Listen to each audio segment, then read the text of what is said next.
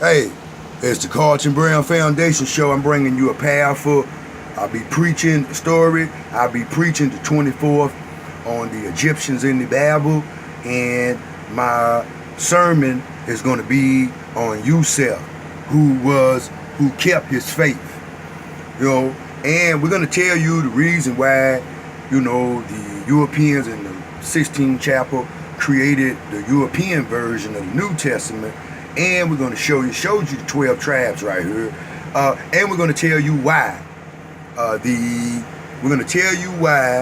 The Arab people, which is Yusuf in the Quran, created their book and said that their holy city's there when the holy city has always been Egypt, and also to come and worship Imhotep, which is Yusuf in the Bible, which is Joseph, which is about a land grant, which I'm getting ready to show you now.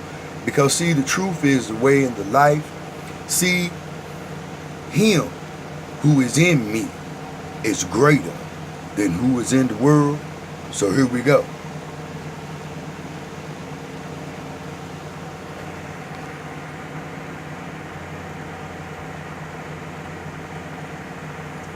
Remember,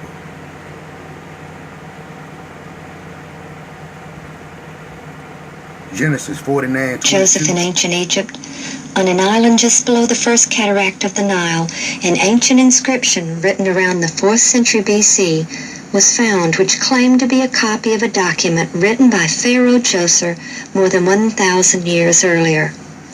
It is the story of a land grant made by the Pharaoh to the priests of the god Num. It tells of 7 years of famine and 7 years of plenty, how Pharaoh had a dream and consulted his chancellor for help. It contains most elements of the 7 years of famine and 7 years of plenty story, although they were corrupted. My beloved African human family. See, in Genesis 49:22, it says, the evil eye has no power over the descendants of Yusuf, the fruitful vine.